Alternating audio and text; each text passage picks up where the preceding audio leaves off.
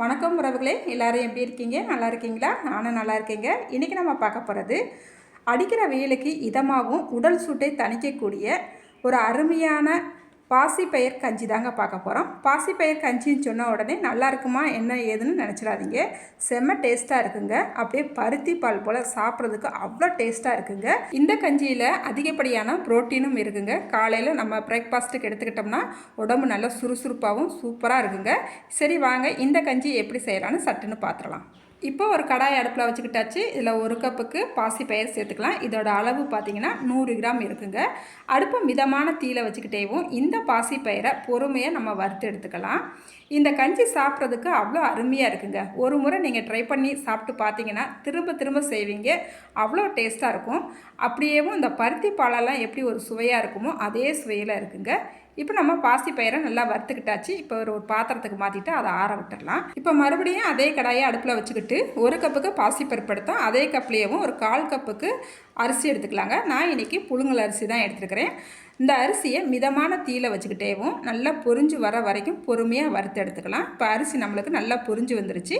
இப்போ ஒரு பாத்திரத்துக்கு மாற்றிட்டு இதை ஆற விட்டுறலாம். இப்போ ஈரம் இல்லாத ஒரு மிக்சி ஜார் எடுத்துக்கலாங்க. இதில் நம்ம ஆற வச்சுருக்கிற பாசிப்பயிரை சேர்த்துக்கலாம். இப்போ இந்த பயிரை ரவை பதத்துக்கு நல்லா கொஞ்சம் கொரகொரப்பாக அடித்து எடுத்துக்கலாம். ரொம்ப கொரகொரப்பாக வேணால் ரவை பதத்துக்கு இதை அடித்து எடுத்துக்கலாங்க. இப்போ நல்லா நான் அடித்து எடுத்துகிட்டு வந்துட்டேன். இப்போ இதை ஒரு பாத்திரத்துக்கு மாற்றிக்கலாம்.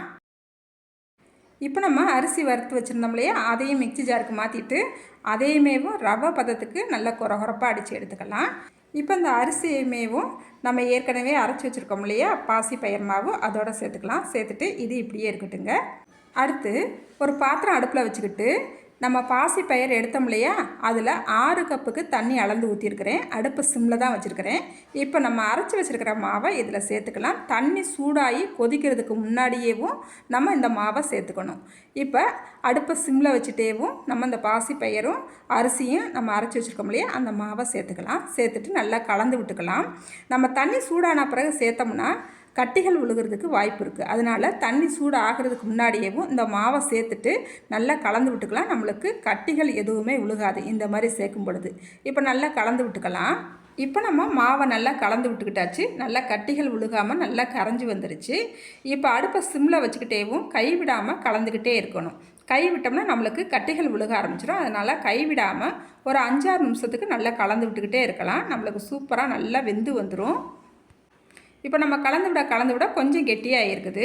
நல்லா ஒரு 5 நிமிஷம் நல்லா கலந்து விட்டுக்கிட்டாச்சு. சூப்பராக நம்மளுக்கு கெட்டியாக ஆரம்பிச்சிருச்சு. இந்த நேரத்தில் நான் இன்றைக்கி 1 கப்புக்கு வெல்லம் சேர்க்குறேன். 1 கப்புக்கு பாசிப்பயிர் எடுத்தால் அதே கப்புலேயும் 1 கப்புக்கு வெல்லம் சேர்க்குறோம்.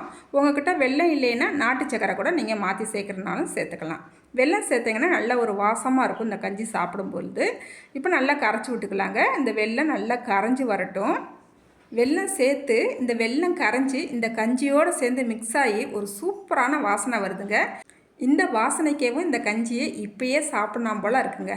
அவ்வளோ வாசனையாக இருக்குது. நம்ம இன்றைக்கி இந்த கஞ்சி செய்கிறதுக்கு நார்மலான தண்ணி பயன்படுத்தி நம்ம இன்றைக்கி இந்த கஞ்சி செஞ்சுருக்குறோம். ஆனால் இதே கஞ்சியை தேங்காய் பால் சேர்த்து செய்யும் பொழுது இன்னும் சுவை கூடுதலாக சூப்பராக இருக்குங்க.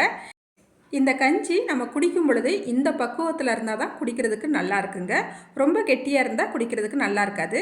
நீங்கள் செய்யும் பொழுது கஞ்சி ரொம்ப கெட்டியாக இருந்துச்சுன்னா நல்லா தண்ணியை கொதிக்க வச்சு நம்மளுக்கு தண்ணி எந்த அளவுக்கு தேவையோ அந்தளவுக்கு சேர்த்துட்டு நல்லா கலந்து விட்டுக்குங்க. இப்போ நம்ம ஒரு 1/4 ஸ்பூனுக்கு ஏலக்காய் பொடி சேர்த்துக்கலாம். நான் ஒயிட் சுகரும் ஏலக்காவும் சேர்த்து அடித்து எடுத்து வச்சுருக்கிறேன். அதுலேருந்து தான் 1/4 ஸ்பூன் சேர்த்துருக்கிறேன். அது போக ஒரு 2 ஏலக்காவை தட்டிட்டு சேர்த்துருக்கிறேன். இந்த மாதிரி சேர்க்கும் பொழுது இன்னும் வாசனையாக இருக்கும்.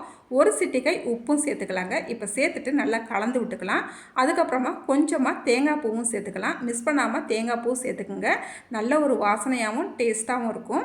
இப்போ தேங்காய் பூ சேர்த்துட்டு ரொம்ப நேரம் நம்ம கொதிக்க விட்டுறக்கூடாது. நல்லா கலந்து விட்டுக்கலாம். அடுப்பை ஆஃப் பண்ணிக்கலாம். போதும்.